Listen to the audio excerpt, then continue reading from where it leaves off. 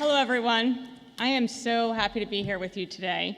I remember sitting right where you are 30 years ago as a senior about to embark on my last year of college. I even remember the Convocation speech.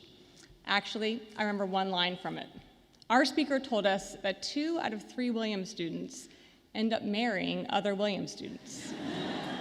He told us that we may not meet them while in college, but because of the bond that Williams creates, we find a natural connection that may bind us together well after graduation.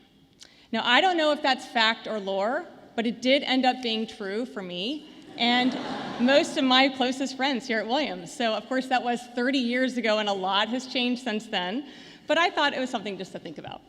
So in all seriousness, this is the start of a big year.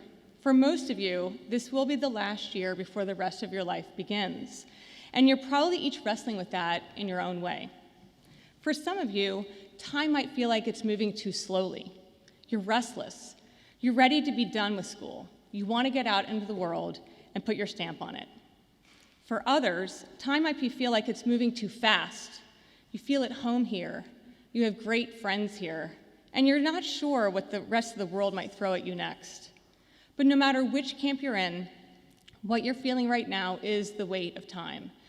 And by the way, Maud and I did not coordinate our speeches, so talking about time. But we are, you're either pulling it forward because you think there's something else, somewhere else you need to be, or you're pushing it away because you want to stay where you are. And either way, it feels heavy. But one of the things that took me a long time to realize is that this heaviness comes from thinking about time in a single linear way, which makes sense because it's the way that we've been trained to think about it since the day we were born. But there is another way of thinking about time.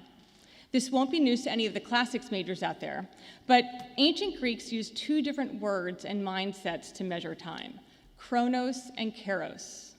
Kronos is sequential time, like clocks, calendars, things like that.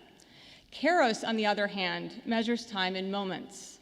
Moments of meaning, moments of purpose, some small, some large. But they are the moments that we look back on at the end of our lives, the ones that matter most. Kronos time is the same for everyone, but keros is completely unique to each of us. No 2 keros clocks are the same.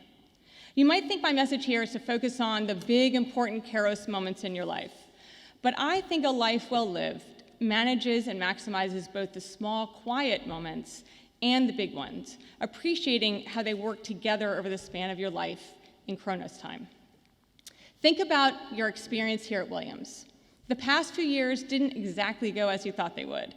You got to spend less time on campus, less time in person with your friends, less time living that traditional college experience, and you could feel like you missed out. But let's look at it through a different lens. You had an experience unlike any other Williams class. So what did you gain from it that wouldn't have happened otherwise? Maybe it's the extra time you got with family.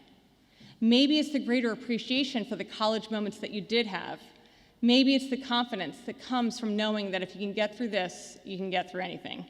But whatever it is, think about how it factors into your Williams story, how the big moments and the small ones will add up to define what your time here meant.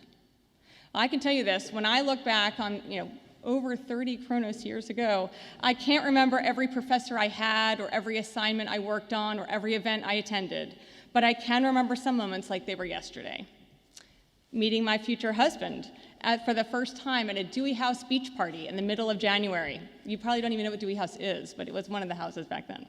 Handing in my last paper for Professor Baker's Soviet politics tutorial class.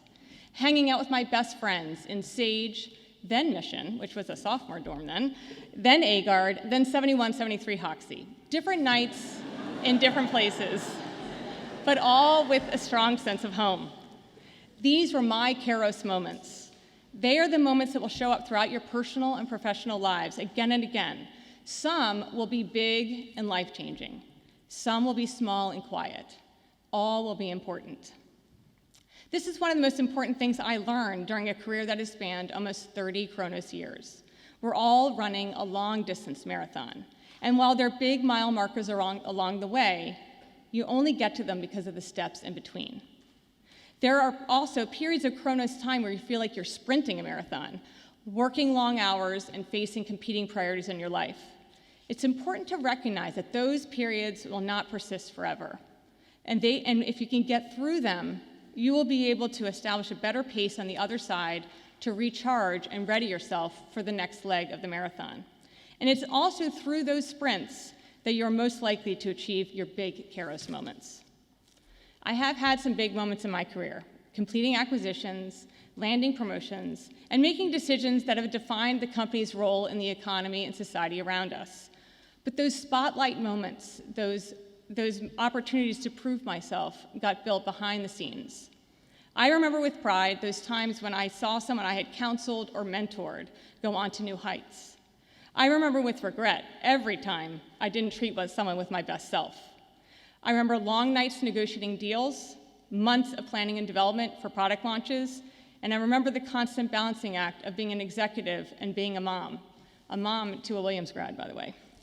These moments aren't flashy, but they're the moments that gave me the conviction, the credibility, the capacity, and the capability to do the job that I have now. So going back to my first days as NASDAQ CEO 5 years ago, specific moments stick out that that will really stay with me forever. The first town hall I led with our global employees. The first board meeting where I sat at the head of the table. The early decisions to launch a strategic review of the company and to call for changes that would encourage more companies to join the public markets.